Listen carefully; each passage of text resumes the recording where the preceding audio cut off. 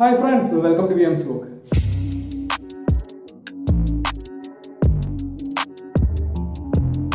ഇന്ന് നമ്മൾ ഡിസ്കസ് ചെയ്യാൻ പോകുന്നത് കേരള PSC അടക്കമുള്ള ടെക്നിക്കൽ എക്സാമുകൾ, ഇലക്ട്രിക്കലായിട്ട് റിലേറ്റ് ചെയ്തിട്ടുള്ള എക്സാമുകൾക്ക് എന്തായാലും ചോദിക്കുന്ന വളരെ സിമ്പിൾ ആയിട്ടുള്ള പക്ഷെ ചെറിയൊരു കൺഫ്യൂഷൻ ഉണ്ടാക്കുന്ന ഒരു ടോപ്പിക്കിനെ കുറിച്ചാണ്. ITI ഡിപ്ലോമ ലെവലിലുള്ള എക്സാമുകൾക്കാണ് മെയിൻലി ഈ ക്വസ്റ്റ്യൻ ചോദിച്ചു കാണാറ്. പവർ ജനറേഷൻ അല്ലെങ്കിൽ സോഴ്സസ് ഓഫ് എനർജിയുമായിട്ട് റിലേറ്റ് ചെയ്തിട്ടുള്ള കൺവെൻഷണൽ സോഴ്സസ് ഓഫ് എനർജി, അതുപോലെ non conventional source of energy, ഈ ക്ലാസിഫിക്കേഷനെ കുറിച്ചുള്ള ക്വസ്റ്റ്യൻസ് ആണ്. ഒട്ടുമിക്ക എക്സാമുകൾക്കും ചോദിക്കുന്ന ചോദ്യങ്ങൾ ഇങ്ങനെയാണ് ഉണ്ടാവാറ്. ഒരു 4 ഓപ്ഷൻസ് തന്നിട്ടുണ്ടാവും. ഇതിൽ കൺവെൻഷണൽ സോഴ്സസ് ഏതാണ്, അല്ലെങ്കിൽ നോൺ കൺവെൻഷണൽ സോഴ്സ് ഏതാണ്, അല്ലെങ്കിൽ കൺവെൻഷണൽ സോഴ്സ് അല്ലാത്തത് ഏത്, ഇങ്ങനെയായിട്ടുള്ള ക്വസ്റ്റ്യൻസ് ആണ് ഉണ്ടാവുക. അപ്പൊ ഇതിൽ പേരാണ് നമുക്ക് കൺഫ്യൂസിംഗ് ആയിട്ടുള്ള ഒരു ഫാക്ടർ. സോഴ്സസ് ഓഫ് എനർജിയുടെ ക്ലാസിഫിക്കേഷനിൽ നമുക്ക് പ്രധാനമായിട്ടും 4 പേരുകൾ വരുന്നുണ്ട്. Conventional source of energy, non conventional source of energy, renewable source of energy, non renewable source of energy. അപ്പോൾ ഈ ഒരു പേരിന്റെ കൺഫ്യൂഷൻ മാറിക്കഴിഞ്ഞാൽ വളരെ സിമ്പിൾ ആയിട്ട് നമുക്ക് ഇതിലുള്ള മാർക്ക് സ്കോർ ചെയ്യാനായിട്ട് സാധിക്കും. സോ നമുക്ക് നോക്കാം എന്താണ് ഈ പേര് കൊണ്ട് ഉദ്ദേശിക്കുന്നത്, എന്താണ് ഈ ക്ലാസിഫിക്കേഷൻ കൊണ്ട് ഉദ്ദേശിക്കുന്നത്.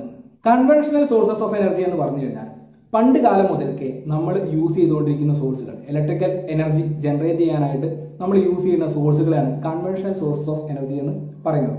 അതിൽ വരുന്ന സോഴ്സുകളാണ് നമ്മൾ ഉപയോഗിക്കുന്ന ഫോസിൽ ഫ്യൂൽ, കോൾ, അതുപോലെ തന്നെ diesel, hydro power plant, nuclear power plant തുടങ്ങിയ കാര്യങ്ങളൊക്കെയാണ് ഈ ഒരു കൺവെൻഷണൽ സോഴ്സസ് ഓഫ് എനർജിയിൽ വരുന്നത്. ഈ കൺവെൻഷണൽ സോഴ്സസ് ഓഫ് എനർജിക്ക് നമ്മൾ പറയുന്ന വേറെ ഒരു പേരാണ് non renewable sources of energy.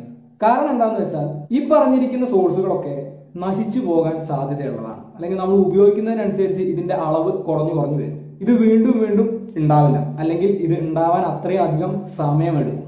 അങ്ങനെയുള്ള ഒരു കാറ്റഗറിനാണ് നമ്മൾ നോൺ റിന്യൂവബിൾ, റിന്യൂ ചെയ്യാത്ത category, non renewable sources of എനർജിയിൽ പറയുന്നത്. ഇത് കേൾക്കുമ്പോൾ നിങ്ങളിൽ കുറച്ച് പേർക്കെങ്കിലും ഒരു സംശയം ഉണ്ടാവും, എന്തുകൊണ്ട് ഹൈഡ്രോ എന്തുകൊണ്ടാണ് നോൺ റിന്യൂവബിൾ ആവുന്നത്, അല്ലെങ്കിൽ എങ്ങനെയാണ് നോൺ റിന്യൂവബിൾ ആവുന്നത്? ഹൈഡ്രോ പവർ പ്ലാന്റ് എന്ന് പറഞ്ഞു കഴിഞ്ഞാൽ വെള്ളം ഉപയോഗിച്ചിട്ട് ഇലക്ട്രിസിറ്റി ഉണ്ടാക്കുന്ന സ്ഥലങ്ങളാണ്. അപ്പൊ ഈ വെള്ളം നമുക്ക് ലഭിച്ചുകൊണ്ടിരിക്കുന്ന ഒരു സാധനമാണ്. പിന്നെ ഇതെങ്ങനെയാണ് നോൺ റിന്യൂവബിൾ ആവുന്നത്? ഇതിനുള്ള ഉത്തരം ഹൈഡ്രോ പവർ പ്ലാന്റുകളെ കുറിച്ച് നമ്മൾ വിശദമായിട്ട് മനസ്സിലാക്കിയതിന് ശേഷം പറയുന്നതാണ്.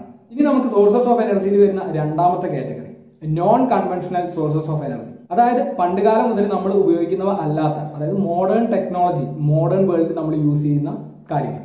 അതിൽ നമുക്ക് വരുന്ന സോഴ്സുകളാണ് wind, solar, tidal, geothermal തുടങ്ങിയ കാര്യങ്ങളൊക്കെ. ഈ ഒരു കാറ്റഗറിക്ക് നമ്മൾ പറയുന്ന വേറെ ഒരു പേരാണ് റിന്യൂവബിൾ സോഴ്സസ് ഓഫ് എനർജി. അതായത് ഇതൊന്നും ഒരിക്കലും തീർന്നു പോകില്ല, നശിച്ചു പോകില്ല. നമുക്ക് ദിവസം കിട്ടിക്കൊണ്ടിരിക്കും. ഇപ്പോൾ സോളാർ നമുക്ക് ഡെയിലി സൂര്യപ്രകാശം ലഭിക്കുന്നുണ്ട്. അതുപോലെ വിൻഡ്, ഇതൊന്നും ഒരിക്കലും നശിക്കില്ല, എത്ര ഉപയോഗിച്ച് കഴിഞ്ഞാൽ ഇത് തീർന്നു പോകില്ല. അപ്പൊ ഇവയൊക്കെ വരുന്ന കാറ്റഗറിക്കാണ് നമ്മൾ റിന്യൂവബിൾ സോഴ്സസ് ഓഫ് എനർജി എന്ന് പറയുന്നത്. ഈ ഒരു കൺസെപ്റ്റ് ക്ലിയർ ആക്കി കഴിഞ്ഞാൽ വളരെ സിമ്പിൾ ആയിട്ട് നമുക്ക് എക്സാമുകൾക്ക് 1-2 മാർക്ക് ഉറപ്പിക്കാനായിട്ട് സാധിക്കും. അപ്പൊ ഈ കൺസെപ്റ്റ് എല്ലാവർക്കും ക്ലിയർ ആയിട്ടുണ്ടാവുമെന്ന് വിചാരിക്കുന്നു. ഇതിൽ കൂടുതൽ സംശയങ്ങൾ എന്തെങ്കിലും ഉണ്ടെങ്കിൽ അത് കമന്റ് ബോക്സ് വഴി ചോദിക്കാവുന്നതാണ്. തുടർന്നും ഇത്തരത്തിലുള്ള ക്ലാസുകൾ ലഭിക്കുന്നതിന് വേണ്ടി ഈ ചാനൽ നിങ്ങളെല്ലാവരും സബ്സ്ക്രൈബ് ചെയ്യുക, ഒപ്പം അടുത്തുള്ള ബെൽ ബട്ടൺ കൂടി ഒന്ന് എനേബിൾ ചെയ്യുക. എങ്കിൽ മാത്രമേ ഞാൻ അപ്ലോഡ് ചെയ്യുന്ന വീഡിയോസ് നോട്ടിഫിക്കേഷനുകളായിട്ട് നിങ്ങൾക്ക് ലഭിക്കുകയുള്ളൂ. പുതിയൊരു വീഡിയോയിൽ നമുക്ക് പുതിയൊരു ടോപ്പിക്കുമായിട്ട് കാണാം.